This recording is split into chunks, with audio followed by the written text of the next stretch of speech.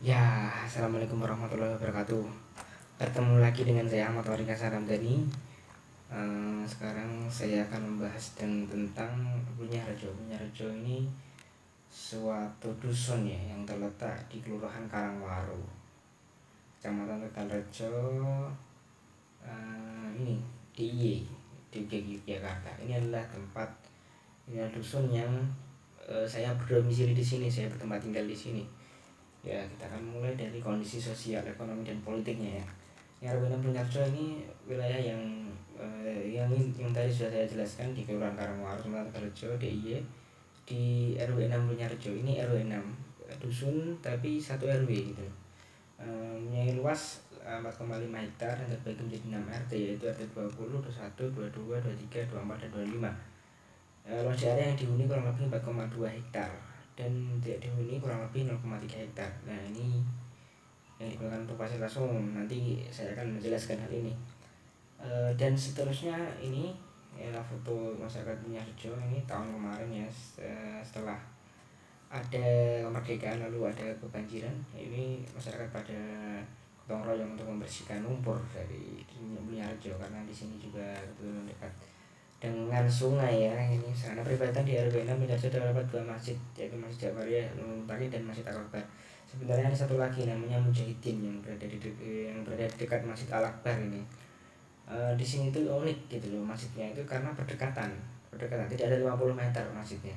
Mungkin karena kepadatan penduduknya sangat padat ya. Sampai-sampai kalau tidur berdiri. Sampai-sampai kalau tidur berdiri ya. Ya itu guyonannya.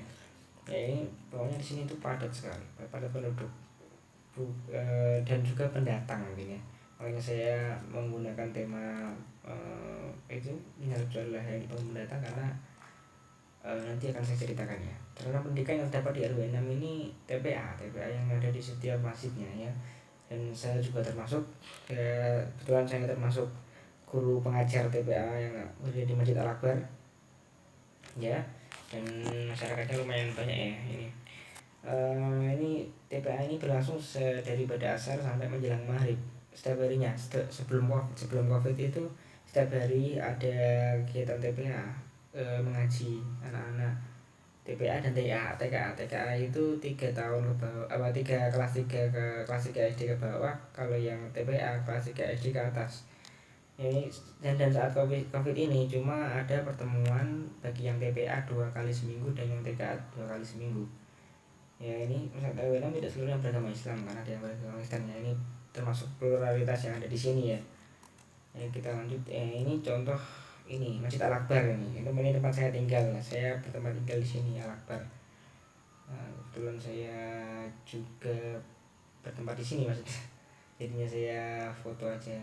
Ya, tinggal ke bawah langsung foto kan. Cara transportasinya didominasi oleh kendaraan pribadi, sepeda itu biasanya anak-anak kecil atau orang tua sekali untuk ya mungkin untuk jalan-jalan atau kerja kerja itu ke pasar. Itu sepeda motor itu biasanya anak-anak muda remaja gitu kan. Beca itu ya biasanya untuk ke pasar untuk membawa entah itu keluarga atau mungkin sayuran dan buah-buahan. Dan mobil pribadi tapi tidak ditempatkan di ganggang yang sini. Mobil pribadi ditempatkan di lapangan sana kan, lapangan yang cukup luas karena di sini memang banyak rumah gitu kan. Secara administratif RW 6 Bunyarejo dibatasi oleh sebelah utara itu ada RW 5, RT 18, 19. Terus sebelah selatan RW 10 Bunyarejo, RT 35, 37 dan 38. Terus sebelah timur Tinggen, terus sebelah barat Kalibuntung. Ya ini lokasinya, ini desa Bunyarejo ada di sini. Dan ini adalah Kalibuntung yang membatasi desa Bunyarejo bagian barat ya. Ya, dan ini Bunyarejo ini daerah dekat dengan Sungai Selokan Mataram dan Sungai Buntung. Untuk jaringan telekomunikasi sudah tersedia, dengan jaringan listrik sudah tersedia semua menimbulkan sekitar listrik, air, telekomunikasi. Soalnya saya ini pakai Indosat pun lancar gitu kan, dan banyak warga yang memasang wifi di sini. Listrik pun karena sudah ada sanitasi ya, jadinya listrik air pun karena sudah ada sanitasi jadinya banyak air di sini. Air tidak kekurangan lah pokoknya. Dan jumlah penduduk berdasarkan jenis kelamin ini didominasi oleh perempuan. Seperti contoh di TPA saya, di TPA yang saya ajar itu laki-lakinya lebih sedikit, kadang 10 apa 20, tapi yang perempuan itu hampir 40-an lah, 2 kali lipat dari laki-laki pokoknya. Dan ini sadar masyarakat ini penting ya. Nah, dari kesehatan itu ada posyandu di depan Al-Akbar, itu ada posyandu, dan setiap 1 bulan sekali itu diadakan itu kegiatan gitu, kegiatan. Ini dulu sebelum Covid ada pengajian rutin setiap minggunya dari Jumat biasanya, keterusan arisan.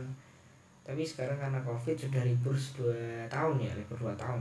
Ketemu sosial RW dan ibu-ibu ini terbuka ya, boleh ikut boleh enggak, karena ada beberapa yang ya mungkin aku bisa bilang apa ya, berbeda gitu loh alirannya Islam, menolak pengajian mungkin kan. Ini terbuka sekali, ibu-ibunya baik-baik alhamdulillah. Ya ini contohnya ya, ini ada program sayur gratis ya. Ini fotonya, ini ibu sedang gosip ya, seperti biasa ibu gosip ya. Ini survei, ini pernah ada mahasiswa Universitas Ahmad Dahlan ini survei di Desa Mulyarjo ini, dan yang dijawabkan lah ini masalah-masalahnya ya, dirangkum dalam berapa poin ini, ada 8 poin berikut ini. TPA di Masjid Jawariah Mutakin kurang mengajar, yang melihat sesuai dengan jadwalnya. Mungkin saya belum tahu kenapa ini kurang terkondisi, tapi di TPA saya, di TPA yang saya ajar itu ada guru yang memang keluaran dari Masjid Jawariah karena tidak sesuai metode pengajarannya. Kegiatan jam belajar masyarakat kurang dimanfaatkan secara maksimal ya oleh anak-anak ya. Karena memang di sini banyak anak-anak ya. Ini saja sudah dibatasi gitu loh, tapi masih padat, apalagi nggak dibatasi. Yang di dekat sungai itu malah lebih banyak daripada yang ada di sini, karena di sini Akbar itu tengah desa lah bisa dibilang. Ini ibu di rumah Mulyarjo jadi ibu rumah tangga. Mayoritas ibu di sini adalah rumah tangga, ibu rumah tangga yang ngurusi rumah tangga, ngurusi rumah, hanya ngurusi rumah gitu. Ya memang ada sekarang sudah apa ya, berkembang lah sekarang. Kalau yang sekarang ini mungkin data udah lama, sekarang sudah berkembang menjadi ibu-ibu itu membuat apa, membuat aroma atau membuat jajan-jajan pasar pokoknya ya. Tapi ada beberapa ibu-ibu yang masih menjadi ibu rumah tangga saja gitu kan. Tingkat ekonomi masyarakat Indonesia masih tergolong rendah ya, saya mengakui hal ini. Memang kadang ada yang rendah ada yang tinggi lah, seperti biasa di sebuah desa pasti ada yang begitu. Masyarakat khususnya ibu-ibu dan remaja atau perempuan di wilayah juga belum banyak yang terwajib hijab. Iya benar, ini banyak perempuan-perempuan yang belum pakai hijab ya di sini ya, soalnya kota menurutku karena kota ya, dan banyak pemahaman yang masuk di sini jadinya. Dan banyak kan dari dulu emang ini sih di sini tuh banyak pendatang ya, nanti saya akan jelaskan. Kerja dapat sungai yang melintasi desa sehingga dikuatkan menjadi tempat penumpukan sampah. Sekarang sudah bersih ini, sekarang sudah bersih. Dulunya memang kotor, sekarang sudah bersih karena ada pembangunan yang berjalan, dan masyarakat mulai sadar akan pentingnya sungai bagi air ya, di kehidupan juga. Ini kurang persatuan dan keterlaluan antar rakyat antar RT sehingga terjadi konflik sosial. Sekarang mungkin tidak ada ya, karena apa ya, pembangunannya berhasil dari RT RW, jadinya ya itu. Tapi mungkin ini agak mengkurang juga karena ada COVID-19 yang membatasi masyarakat untuk berhubungan, mengikuti mengadakan kegiatan sosial ya. Ini kurang membangun atau kemampuan raga sehingga masih banyak pelanggaran terkait miras, narkoba, dan seks bebas ya. Di bawah sana, di bawah sini, di Mulyarjo masih itu di Angkringan ada sekumpulan anak muda yang suka minum minuman keras ya. Dan kalau narkoba di sini juga ada di dekat Masjid Al-Akbar. Di sini ada yang mengonsumsi sabu-sabu, tapi ini rahasia. Gimana kita berusaha apa ya, menasihati gitu maksudnya ya, semua warga ya berusaha untuk terbebas ini. Dan sebebas, saya belum tahu kalau sebebas ini kayaknya masyarakat mulai sadar kalau sebebas ini masalah ya. Ya selanjutnya karena keagamaan masyarakat di sini itu beragam, walaupun mayoritas itu di sini Mulyarjo ini masyarakat Islam, tapi ada beberapa yang Kristen jadinya. Tapi masih toleransi antara mulai dari berbagai agama sampai beda aliran. Mereka di sini tuh Muhammadiyah ini, Muhammadiyah, orang Muhammadiyah. Ada beberapa yang NU, tapi masih di sini pakai di sini menerapkan praktek-praktek agama yang dimiliki Muhammadiyah. Ini fenomena pendatang ini akan saya jelaskan ya. Tadi saya itu pendatang ini di daerah Penyelenggara sangatlah banyak dari dulu sampai sekarang ya. Karena di sini memang dekat wisata Tugu Jogja dan kampus-kampus ternama seperti UGM dan UNY. Jadinya banyak pendatang dari tahun 1980.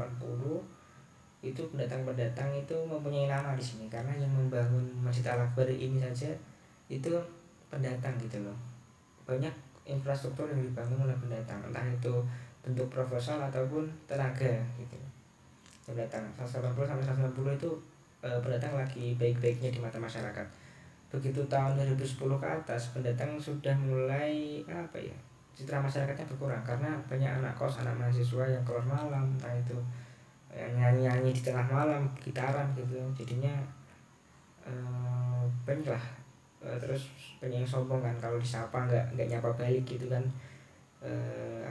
Kurangan pendatang di Jogja itu kan kebanyakan gitu. Jadinya citra pendatang itu mulai berkurang tahun 2010 ke atas sampai sekarang. Padahal kita pendatang itu sudah mengalami kejayaannya pada tahun 80 sampai 90-an ya. Ini pendatang perantau bersama di sini sering sekali menjadi bahan perbincangan masyarakat dari segi positif sampai negatif. Yang positif itu tahun 1980, 1990, terus yang negatif dari 2010 ke atas. Itu Pembangunan sedang berlangsung sekarang adalah Kotaku. Ini aku lansir dari website Kotaku. Kotaku itu program kota tanpa kumuh, merupakan salah satu upaya strategis direktorat jenderal Cipta Karya Kementerian Pekerjaan Umum dan Perumahan Rakyat untuk mempercepat penanganan pemukiman kumuh di perkotaan dan mendukung gerakan 100-100, yaitu 100% air minum layak. Sekarang itu yang sudah jadi ini 100 air minum layak, 0% pemukiman kumuh dan 100% akses sanitasi layak. Ya ini pemukiman kumuh ini sedang diperbaiki ya. Ini ada fotonya. Bentar, tapi saya akan menyelesaikan dulu kalimatku. Ya, tugas aku dalam pelaksanaan menggunakan platform kolaborasi antara pemerintah pusat, pemerintah provinsi, kabupaten ini dan masyarakat sebagai pelaku utama. Pelaku utama jadinya masyarakat yang ada di daerah tersebut. Ini contoh foto kotaku. Ini jalannya, ini jalan, dan di belakang anak-anak itu ada di belakang anak itu ada ini bahan material untuk membuat jalan ini. Dan di situ di depan material itu kan ada kotaan itu, lah itu termasuk jalur air. Ya, itu jalur air. Ada juga pembangunan lain yang berlangsung, ialah pembangunan Masjid Al-Akbar yang saya tinggali ini. Tapi berhenti pekerjaannya karena kehabisan dana. Dan dana yang uniknya lagi, dana di sini itu dimulai dari masyarakat sendiri dari entah itu amal jariah atau apa. Ada yang punya itu toko material besi terus disumbangkan ke sini. Jadi betul-betul Masjid Al-Akbar ini pengerjaannya ya akhir-akhir ini itu didanai oleh masyarakat. Tapi yang dulu tahun 80 itu gubuk, masih gubuk lah, terus dibangun oleh pendatang. Dan sekarang karena dana habis, jadinya ya berhenti pekerjaannya. Makanya kita berusaha membuat proposal sebanyak-banyaknya dan kita mencari relasi banyak-banyaknya agar masjid ini dapat terbangun gitu loh. Soalnya masjid yang ini masih kecil dan kita ingin membangun yang lebih besar. Kan masjid kan Al-Akbar besar gitu kan, sesuai namanya kita ingin membangun masjid yang besar. Nah, ini fotonya, ini sedang dalam masa pembangunan ya. Ini material ini bukan material masjid ya, ini material dari Kotaku dititipkan di sini karena memang tanah di sini sempit dan penduduknya padat. Ini ada objek wisata di kampung objek wisata ada yang ada di Benyarjo yang saya masukkan ke Kampung Markisa. Kampung Markisa itu antara Benyarjo bekerjasama dengan Kagama, jadinya ada Kampung Markisa ini. Markisa ini singkatan dari Mari Kita Bersatu, Mari Kita Bersama, dan Mari Kita Bisa. Ini suatu bentuk objek wisata yang dibangun oleh masyarakat sendiri, gotong royong.